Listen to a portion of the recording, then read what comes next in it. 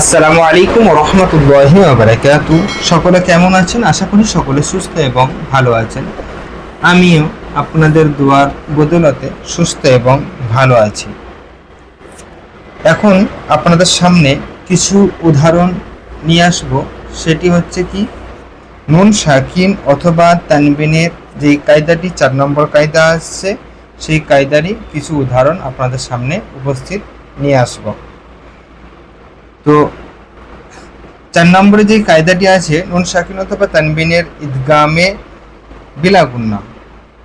নুন সাকিন অথবা তানবিনের পর লাম অথবা রয়ের মধ্যে হতে যদি কোনো একটি অক্ষর আসে, তাহলে নুন সাকিন অথবা তানবিনকে বিনা গুন্নাই মিলিয়ে পড়তে হবে। তো এখানে অক্ষর লিখেছি মিম, নুন, র, বা, কাফ।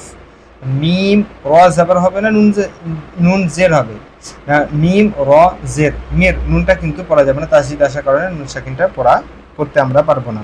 মিম র জের মির, র বা জাবার রব, মির রব, বা জের বি, মির রব্বি, কাফ জাবার কা, মির রব্বিকা, মির রব্বিকা। মিম র জের মির, র বা জাবার রব, মির রব, বা জের বি, মির রব্বি, কাফ জাবার কা, মির রব্বিকা, মির রব্বিকা, মির রব্বিকা।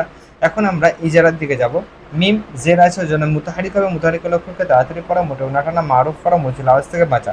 নুন সাকিনের পর রয়েসার কারণে নুনটাকে আমরা পড়ব নুন সাকিনের ইদগামে বিলাগুন্নার মধ্যে হতে রয়ের উদাহরণ এসছে এখানে।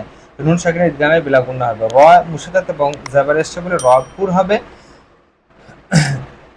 এবং এখানে বা মুশাদ্দাত আছে, মুশাদ্দার অক্ষরকে দুইবার পড়তে, একবার পূর্বের অক্ষরের সঙ্গে, একবার নিজে নিজে। বা জের আছে, মুতাহারিক হবে। কাফ জাবার আছে, ওই জন্য কাফ মুতাহারিক হবে।